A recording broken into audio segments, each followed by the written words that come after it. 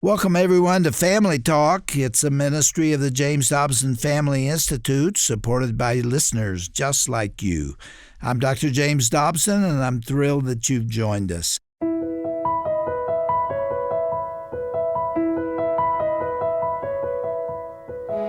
Well, welcome to Family Talk, the broadcast division of the Dr. James Dobson Family Institute. I'm Roger Marsh, thanking you so much for joining us today.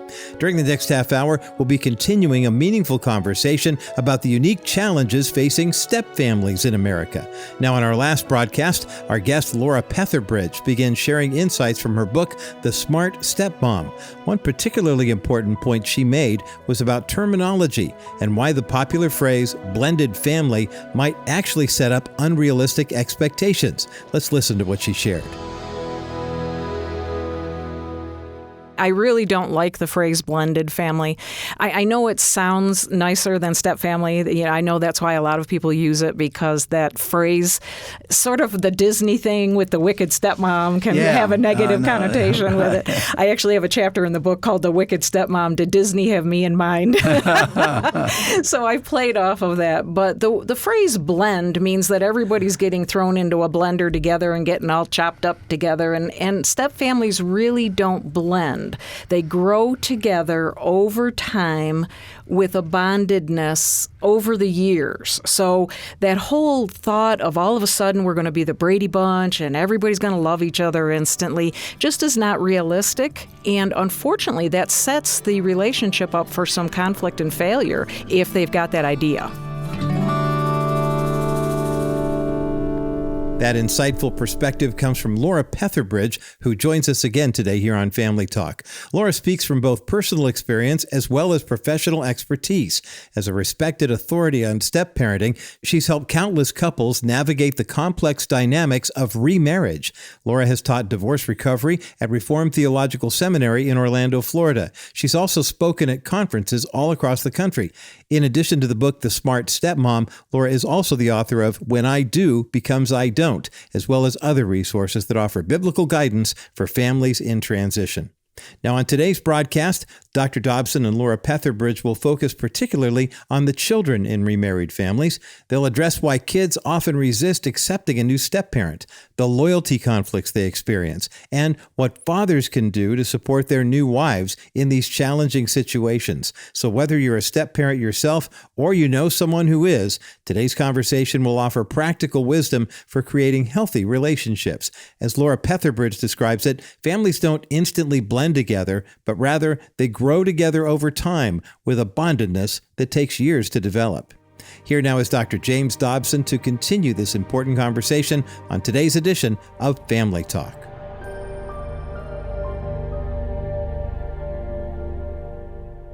Laura, I told you at the beginning of the program last time that I was so glad you were here because there's so many tens of thousands of stepmoms that are listening to us. I don't know how many, but through the years, I've probably talked by way of the radio or television to millions who are going through this. And there's so much to talk to you about. And I want to begin with this question.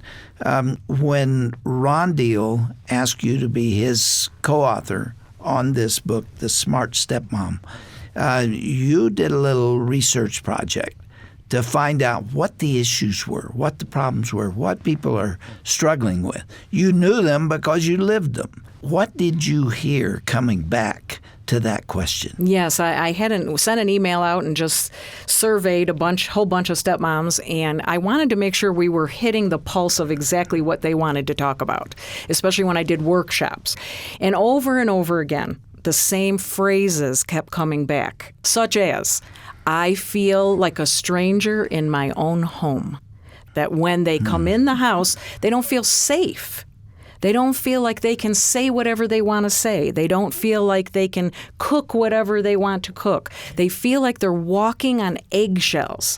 One of the other things that sort of took me by surprise, because I had not dealt with this, but I had so many stepmoms respond to this, is that they felt the same as when they were in an abusive marriage.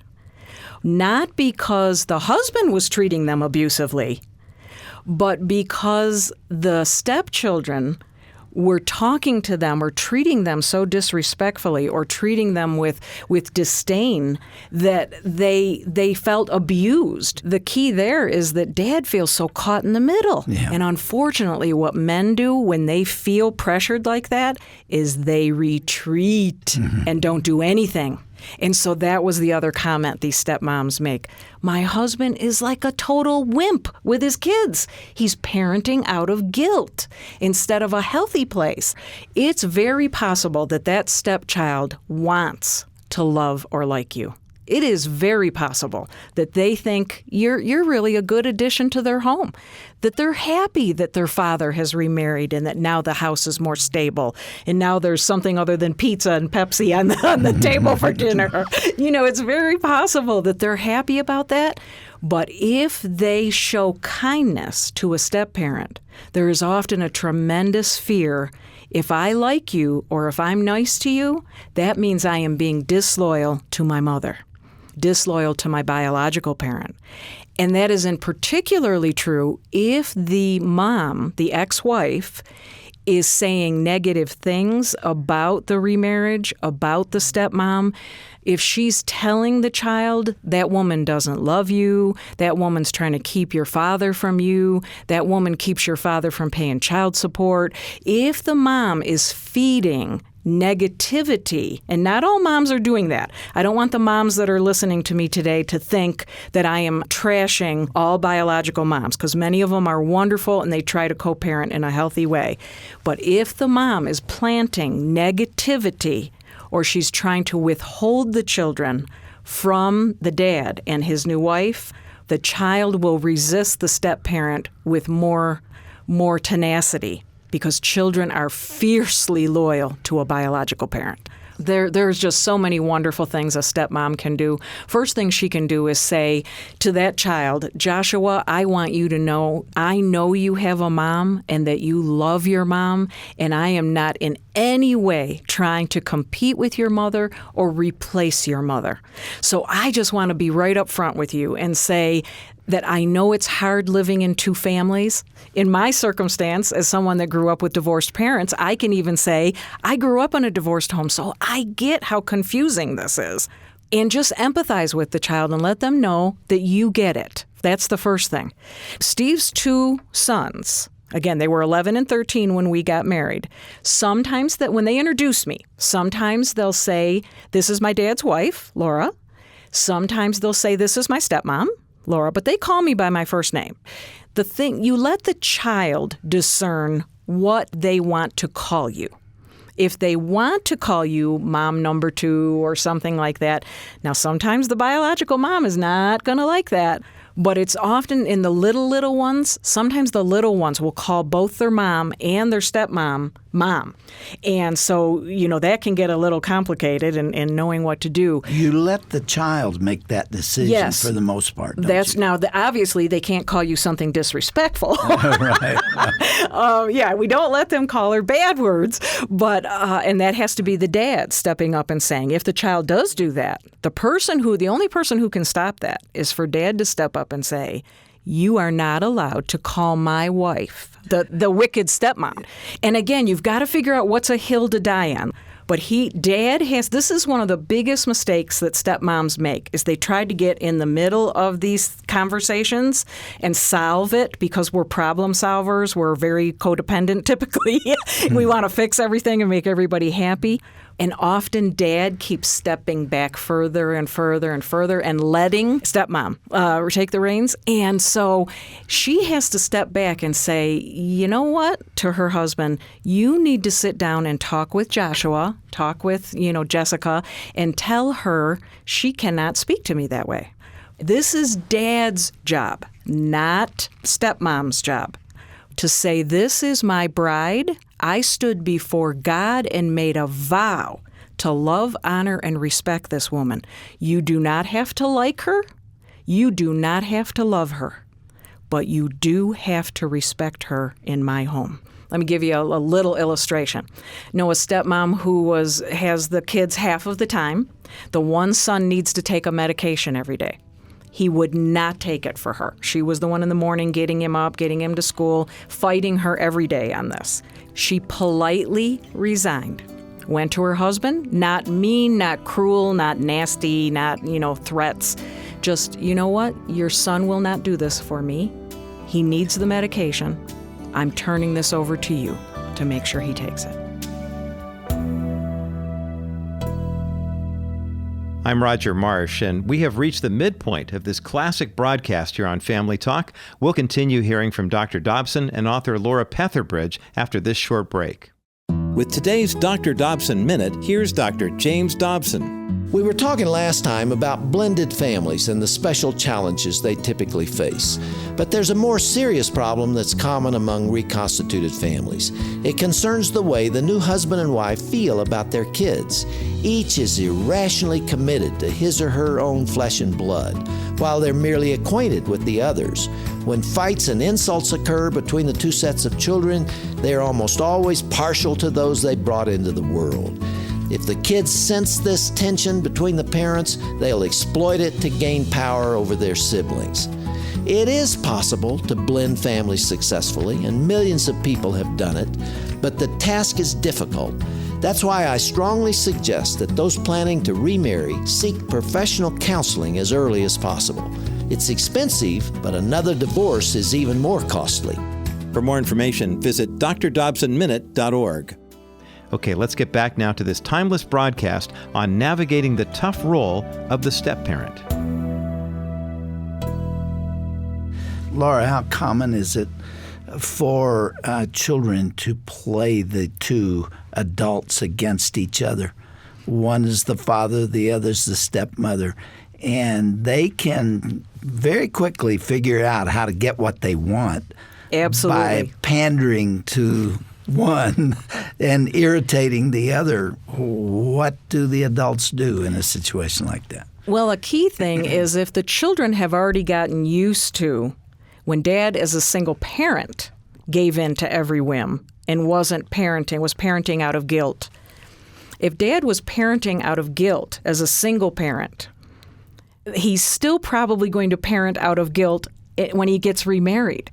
So the child has figured this out already. I can get from dad or mom, really what I want by crying or being sad or just throwing a fit or whatever they do. This is kids. They're kids. It's all about me. And so they're going to still try to do that in the step family. Where the dynamics change is that when the stepmom comes in and says, "No, Joshua, you're not going to do that anymore," the child then views this, before you came along, I got away with this with my dad. So she becomes the enemy.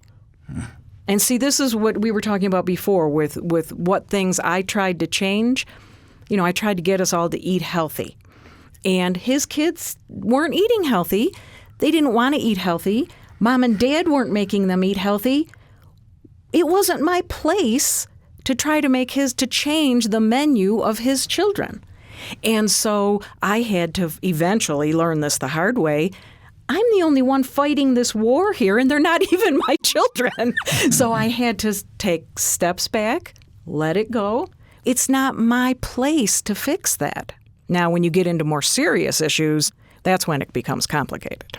Both biological parents can do things to try to turn the child against their other parent or the other home. If only they could see how much that is devastating the child. Let me just say that right now. If there is a mom or a dad that has already been doing that, they have been bad-mouthing the other parent, the worst thing you can do to your child during a divorce is to bad-mouth their other parent. It creates low self-worth in the child. The child interprets that. When a dad says, "Your mother is a tramp," what the child hears is, "I am a tramp." And so let's start there, that with any parent, maybe there's one that's listening that will say, "You know what, I've been doing that and I need to stop." But when the parent is trying to turn and telling lies, perhaps, about what's going on in the other home, the only thing the parent can do is sit the child down and say, "Joshua, I know your mom has been telling you that I don't pay child support and that I haven't been meeting the needs of your family when you're in their home. And I want you to know, Joshua, that that's not true. First of all, let me say I am so sorry, because this must be hard for you to be caught between two homes with two parents that are telling you two completely different things. So I'm so sorry as my son that you are dealing with this. But Joshua, I need you to know this isn't true. You don't attack the parent. You address the issue. So you go and tell the child the truth about the issue. And then, Joshua, if you want to see my bank statement that shows where I am paying your mom what the court has said we're to pay, I'm more than willing to show that to you. And so you combat this with the facts, you speak the truth, you pray a lot, and you then have to let it go. You don't keep And you harping. don't say she's lying to you. That's right. You don't say your mother's a liar. You say that isn't true, and I'll help you to see the truth. And see, when I do stepmom events, I have to say, let me be honest with you, ladies. If you are the reason the first marriage broke up, you're going to have a harder road bonding with these stepchildren. And it's going to take humility, and you and your spouse are going to have to humble yourself and go to those children and say what we did was wrong. You will never heal that unless you address what occurred with the children. Now, I'm not saying the children are going to forgive you instantly and then all of a sudden you're going to become this big happy family. But that's where it has to begin. Because if you try to build a relationship on a foundation that is already broken, the children will never trust you. And so, of course, they're going to side with their biological mother because she's been the victim in this, and rightly so. I'm a personal believer that God can heal anything, but it starts with humility and admitting where you were wrong and that this harmed the children. It harmed their home. It was wrong. Now, are we saying that the marriage is now wrong? Well, everybody might have a different theological view on that, so we won't go there. But you have to take the steps to address what was broken. Those who heard the program last time know that in preparation for yesterday and today, the broadcast team interviewed a stepmom and got her short comments on what that experience was like for her. We played one of those last time. Let's take a moment to hear the second clip now. My biggest question, and I think I handle it the way I need to because it's hands off, but my kids and my stepkids, and it's more my kids, are not that accepting of my stepkids. And I know my own mother said to me, of course your daughter's going to resent those two. I didn't even think of it that way. I don't want it to be that way. But, I would ask, how would you recommend, reassuring your own that they're not being replaced at the same time that you're loving the new ones? Well, this stepmom asks a very good question, and we did include a whole chapter in the book for stepmoms about their own biological children, because that is a big concern. Now I'm pouring so much time and energy into these new stepkids to make sure they're happy and we're getting along. I feel like my own children are getting lost in the shuffle. The key thing, the best thing a stepmom can do in this circumstance is to make sure she has one-on-one time with her own children. This is also true for, say, the stepmom who doesn't have her own children. The dad should be making sure he has one-on-one time with his own children. This will help the stepfamily to bond. See, everybody thinks it's just the opposite. Everybody thinks, let's go to the zoo together. Let's go to Starbucks together. It's actually better. Now, obviously not all the time, but to have a designated time. Maybe if dad's got girls, daddy-daughter date night on Friday night or whatever. But this stepmom, if she sets aside time for her own children, where new stepdad is not there, the other step-siblings are not there, even if they have an hours baby, where the new husband and wife have a baby together, if she will take some time to have one-on-one and make it consistent with her own biological children, this will help them to feel like they didn't lose their parent. And if they have things they want to say to their parent, so often, in my own life, the only time I had alone with my father after he got remarried the first time was the 20-minute ride from when he picked us up to the house with his new wife. That was the only time I had alone with my daddy.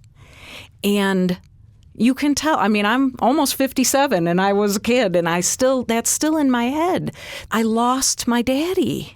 If the parent can see it through their child's eyes, that the child still needs one-on-one with their own parent, that will go a long way in causing them to accept the stepfamily. Well, Laura, time is gone again. I just can't believe how quickly it does fly by when you're here. And what you've done so far is just priceless information for the stepmom and for every member of the family, really.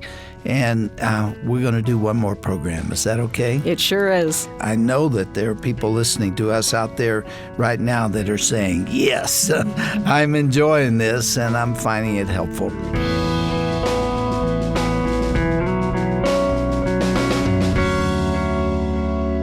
You've been listening to Dr. James Dobson's Family Talk, and a practical conversation featuring Dr. Dobson and Laura Petherbridge discussing the joys and challenges of step-parenting.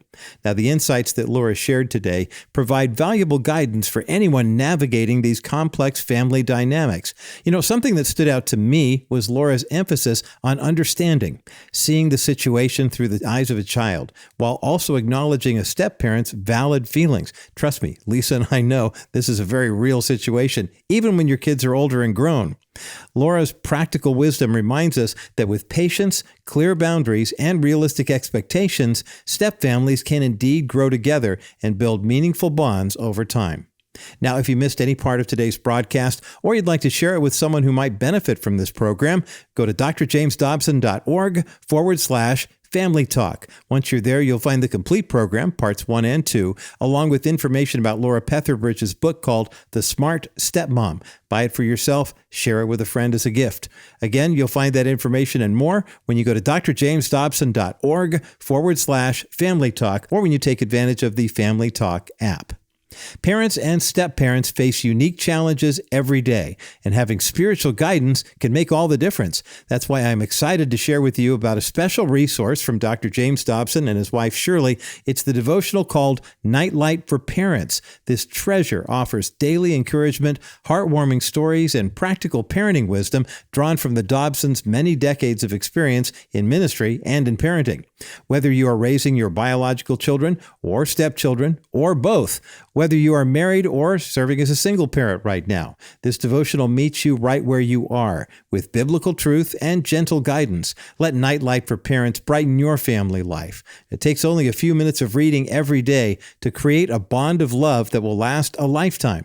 Now, we'll be happy to send you a copy of Nightlight for Parents by Dr. James Dobson and his wife Shirley as our way of thanking you for your gift of any amount in support of the Dr. James Dobson Family Institute today. So you can request your copy of Nightlight for Parents and support our ministry when you go to drjamesdobson.org, or you can receive your copy over the phone when you call 877-732-6825. That's 877-732-6825. And for ongoing inspiration and encouragement to strengthen your family, I invite you to connect with us on social media. You can follow the Dr. James Dobson Family Institute on Facebook, Instagram, YouTube, and X, Twitter, for more daily wisdom, practical parenting tips, and updates about upcoming broadcasts. You'll find encouraging quotes, helpful articles, and thoughtful reflections to support you in your family journey.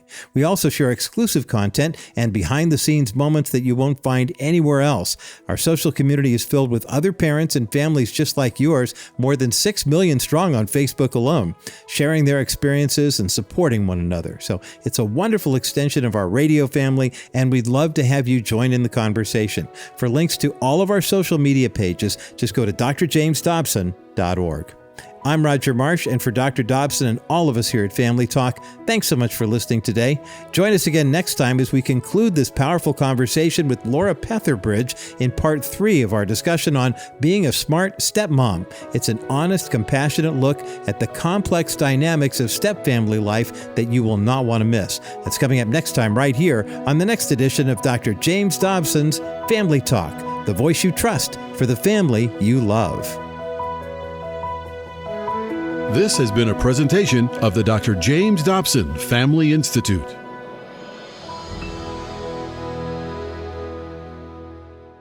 Hey everyone, Roger Marsh here. When you think about your family and where they will be when you're no longer living, are you worried? Are you confident? Are you hopeful? What kind of legacy are you leaving for your children and their children? Here at Family Talk, we're committed to helping you understand the legacy that you're leaving for your family. Join us today at drjamesdobson.org for helpful insights, tips, and advice from Dr. James Dobson himself. And remember, your legacy matters.